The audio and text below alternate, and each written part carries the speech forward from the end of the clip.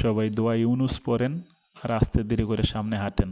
সামনে পুলিশ আছে, যে যেমনে পারেন সাবধানে থাকেন, ঠিক আছে? আর দোয়া করেন জানি আজকের দিনে এই পুলিশের হাত থেকে জানি রক্ষা পাই আমরা। আজকে রক্ষা পেলে ইনশাল্লাহ আমাদেরকে মহান আল্লাহ বাঁচিয়ে দেবে। আমার এই ভিডিওটা দেখে হয়তো অনেকে একটু অবাক হয়ে যাবেন। আসলে বর্তমানে কিন্তু আমি এইরকম ব্যক্তি না। বর্তমানে আমার চেহারা আর এই যে ভিডিওতে আমাকে দেখতেছেন, আসলে এই ভিডিওটা আমার প্রায় আজ থেকে 1.5 বছর আগের ভিডিও। আমি তখন 3 মাস অসুস্থ ছিলাম এই মালয়েশিয়াতে। আমার একটা অ্যাক্সিডেন্টে পাও ভেঙে যায়। তারপর আমি 3 মাস অসুস্থ থাকি রুমে। 3 মাস পরে সুস্থ হই। পায়ের বেন্টিস খোলার 3 থেকে 4 দিন পরে এই ভিডিওটা আমার করা। এই ভিডিওটা আমি যখন করেছি, এখানে দেখতেছেন মশা। আরে কি পরিমাণ মশা যে এই জঙ্গলের ভিতরে, আল্লাহ গো আল্লাহ! এত পরিমাণ মশা, মানে আপনি 2 সেকেন্ডে জঙ্গলের ভিতরে থাকতে পারবেন না। এখন আমি কেন এই ভিডিওটা করেছিলাম তা কি জানেন?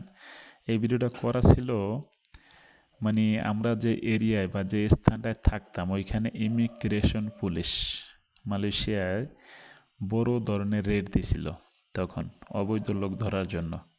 তখন আমাদের বস আমাদেরকে একটা নিউজ দিছিল যে পায়ের ভিতরে দেখেন মশা, এত পরিমাণ মশা এই জঙ্গলের ভিতরে। আরে আল্লাহ! এই ভিডিওটায় অনেকগুলো কথা আমি শেয়ার করব। যে সকল ভাইরা বর্তমানে নতুন মালয়েশিয়াতে আসার জন্য ব্যস্ত হয়ে আছেন, আপনাদেরকে পায়ে ধরে অনুরোধ করব, আপনারা কখনো ফ্রি ভিসা বা এজেন্টের বিষয়ে মালয়েশিয়াতে আসবেন না। আসলে পরে আমাদের মতন এইরকম পরিস্থিতি আপনাদেরও হবে। আমার এই ভিডিওটা করার উদ্দেশ্য ছিল, আমাদের এরিয়া পুরো পুলিশে ঘিরে ফেলাইছিল। তারপরে বস আমাদেরকে খবর দেয় যে তোমরা এখান থেকে সরে যাও, ভিতরে পুলিশ আসতেছে তোমাদেরকে ধরার জন্য। সো আমি পায়ে ব্যথা নিয়ে 8 মিনিট পাহাড়ের ভিতরে ঢুকেছিলাম, কিন্তু ওই পাহাড়ের ভিতরে যে ঢুকছি সেখান থেকে বের হইতে আমার প্রায় 1 ঘন্টার উপরে লাগছে।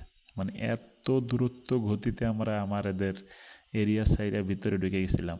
এত বড় ভয়ঙ্কর জঙ্গল। শুধু আমি না, আমার সাথে আরও অনেক ব্যক্তি বের হয়েছিল। তাদের শরীরে জামা পর্যন্ত ছিল না। ওই যে দেখেন, জামা নেই, বসে আছে। কারো পায়ে জুতা নেই, গেঞ্জি নাই, খালি গায়ে যে যেভাবে ছিল সে সেইভাবে এই জঙ্গলের ভিতরে ঢুকছে। দেখলে হাসি লাগে, আবার কষ্টও লাগে, কিন্তু কষ্টটাই বেশি লাগে। সো এখন এই ভিডিওটা আমার এই কারণেই দেওয়া যে দেখেন আমার হাতে মশায় কামড়ে কী করছে, আল্লাহ গো! এই ভিডিওটা এই কারণেই দেওয়া যে এখন যারা মালয়েশিয়াতে নতুন করে আসবেন কলিংয়ে, তাদের জন্য বলতেছি আপনারা এজেন্ট অথবা ফ্রি ভিসায় মালয়েশিয়াতে আসবেন না দয়া করে। দেখেন খালি গায়ে, জুতা নেই, খালি পায়ে, এইসব জঙ্গলের ভিতরে কিভাবে খালি গায়ে ঢুকছে দেখছেন? কারো গায়ে টি শার্ট পর্যন্ত নাই। যে যেভাবে ছিল সে সেইভাবে জঙ্গলের ভিতরে ঢুকছে বাসা সাইরা। আল্লাহ, দেখেন চুলকাইতেছে, মশায় কামড়াইতেছে। সো আমি যে কিভাবে এখানে উঠছি একমাত্র মহান আল্লাহ ছাড়া অন্য কোনো ব্যক্তি বা আমি নিজেও জানি না। আমার পায়ের বেন্টিস খোলার 3 দিন পরে আমি এরকম দৌড়াইছি এই জঙ্গলের ভিতরে। আল্লাহ রক্ষা করছে সেই দিন। তো আজকে আমার এই ভিডিওটা দেওয়ার একটাই উদ্দেশ্য, যারা মালয়েশিয়াতে নতুন করে আসবেন তাদেরকে আমি অনেক অনেক রিকোয়েস্ট করব, আপনারা কখনো ফ্রি ভিসা অথবা এজেন্টের বিষয়ে মালয়েশিয়াতে আসবেন না দয়া করে। কারণ বর্তমানের যে পরিস্থিতি এটা একমাত্র আমরাই জানি। আর এখন আমরা যদি বলি যে ভাইয়া মালয়েশিয়ার পরিস্থিতি খারাপ, তখন তোমরা আমাদেরকে গালাগালি করবা। তবে সত্য কথা বলতে হবে, মালয়েশিয়ার পরিস্থিতি এখনও ভালো না, সত্যিই খারাপ। তবে যারা আসবেন দয়া করে একটু যাচাই বাছাই করে তারপরে আসবেন। কারণ ফ্রি ভিসা বা এজেন্টের ভিসা বলতে কিছু নেই। এগুলো সম্পূর্ণ দালালের কারসাজি। দালালরা আইনা পরে বিক্রি করে দেয়, তখন অনেক বড় ভয়ঙ্কর বিপদে পড়তে পারেন আপনারা। সেই জন্য আপনারা যখন মালয়েশিয়াতে আসবেন দয়া করে আপনারা কোম্পানির বিষয়ে আসবেন।